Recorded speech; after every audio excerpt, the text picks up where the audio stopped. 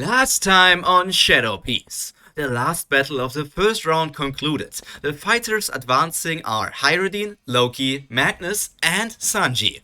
Seeing the developments of the top 4 and also thinking back to the top 8, King Odin does a joke on the performance of the warriors actually aligned with Elbaf. From the top 8 fighters, Hyrodine is a pirate affiliated with the Strawhat Pirates. Tyrson also now has joined his crew. Loki is the prince of the nation. Bronya is a warrior connected to the country. Sigurd is the same as her. But Magnus is a foreigner completely unrelated, just like Sanji. And last but not least, Eric is part of the Strawhat Pirates. These people were meant to become Loki's 8 royal guards, but now only 2 of them are still fully aligned to Elbaf and not Loki themselves. Obviously, the warriors born on Elbaf would return to the nation if necessary for a war or something like that, but the original idea of Loki's guards won't work as intended. While preparing for the tournament, nobody could have expected these results, and so the outcome is throwing even the highly prepared Odin for a curveball. Now the people have a short time to recover, and we will spend it together with all of them. The Strawhat Pirates and the added-on orphans plus Bronya welcome Sanji back after a successful battle, and the human warrior gets congratulated a lot. Finally, he can loosen up a bit. Maybe even a bit too much. After all the stress on his body takes over, he is about to topple on the ground, but he gets caught by his master Absalom, the Dark Messiah. 1 hour is not a lot of time to recover, but one has to work with whatever hand they are dealt. If only there would be something like a convenient bean to recover from all exhaustions, or maybe a power to just push all of the pain away. While all the children are swarming Sanji, asking all kinds of questions, one of the otherwise active and cheery kids is staying behind, clinging to the Shadow Emperor's side.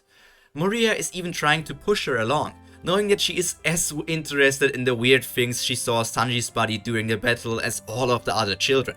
However, the young Liv is not leaving Moria's side. The bullet moment from earlier still has her shook up, and remaining with the person that rescued her is a natural decision, quite understandably so. Children develop fast, giants maybe even more so. So somebody has to make sure that Liv doesn't grow up to be a scaredy cat, but for now Moria lets her remain by his side.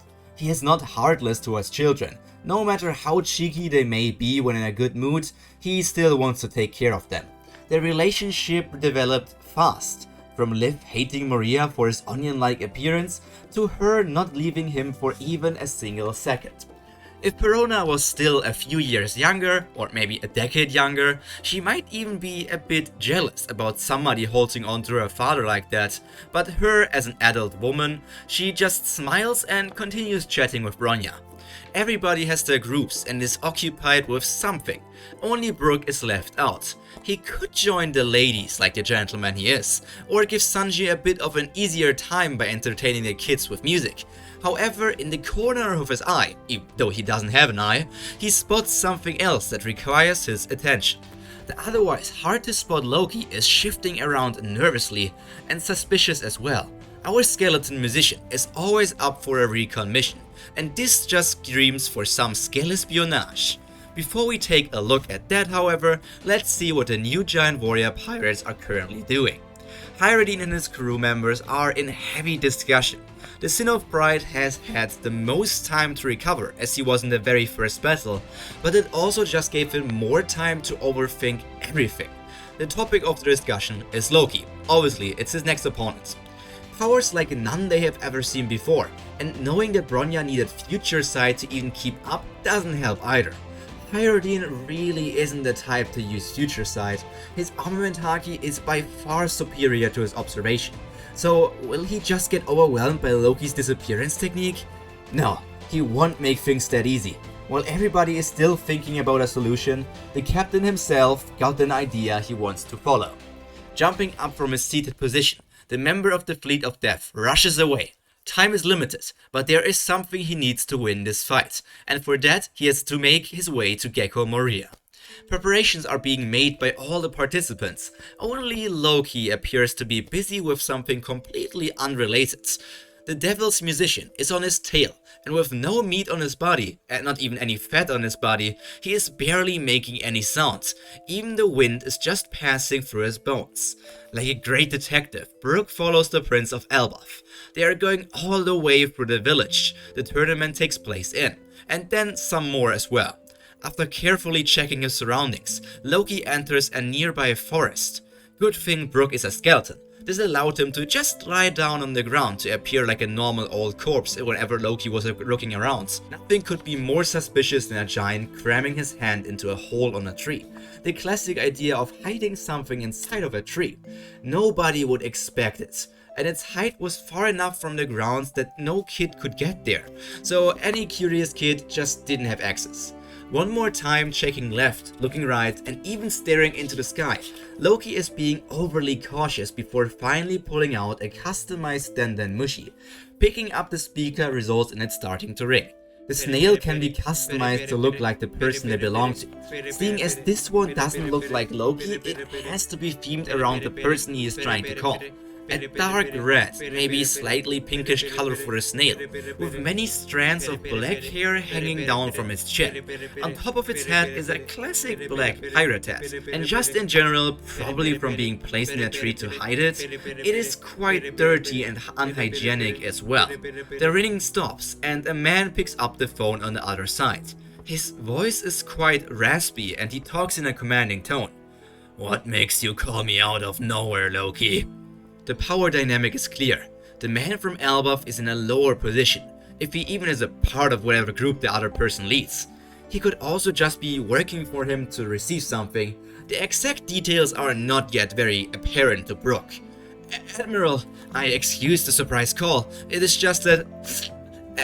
Swallowing his saliva, Loki seems to hesitate. "So about the devil fruit that you wanted." Before even being able to finish his sentence, the person on the other side interrupts him. "Stop right there. Your only value is being close to the fruit. That is the only reason I even considered your request." Not befitting of a prince, the giant apologizes strongly. I am incredibly sorry, but the competition in the tournament is a lot higher than expected. Even with my powers, it will be..." Again, the Admiral doesn't allow him to finish his sentence. "I don't have time for this crap. Just think for a second. Just use your powers to shift the fruit into your hands. Are you really that stupid?" Our bony listener can feel the pressure coming from the recipient of the call, but the prince's reaction is far from honorable. "You are correct. I am incapable of thinking on my own, but I can't use my powers to steal the fruit. Not only would my father be able to intervene, but some strong pirates from abroad are also heavily interested in the devil fruits." Hearing the mentioning of outsiders, and especially pirates, catches the attention of Loki's boss. "Whoever they might be, they wouldn't dare to mess with me. The fruit can play a key role in the world. We can't allow someone random to get their hands on it. Either get the fruit, or if you are incapable of that, make those other people come to us, so that we can deal with them ourselves." Only affirmations are being uttered by Loki before the call ends. However, as soon as the connection is cut, he clenches his fist and slams the Den Mushi back into the tree. Many things are happening on Elbaf, and that on all the sides that are participating in the tournament. Brook sprints back to his crew, unsure about what to do with the information he just obtained. When they gain possession of the devil fruit, he will explain everything to his captain, but if that doesn't happen, he can just forget the whole thing and think like it never happened to begin with. The 1 hour has passed, and the first battle of the semifinals will start soon. Hyrule versus Loki. Both sides are prepared and are fighting for something very important to each other. This is the end of today's episode of Shadow Piece. I hope you enjoyed it. It's a bit more scheming and a bit more of the outside things happening that are not only battles for the tournaments. I hope you liked the lore that I'm setting up for Elbaf, because there are still a lot of mysteries we can figure out, not only in Elbaf, but I think they will also carry over to future arcs as well.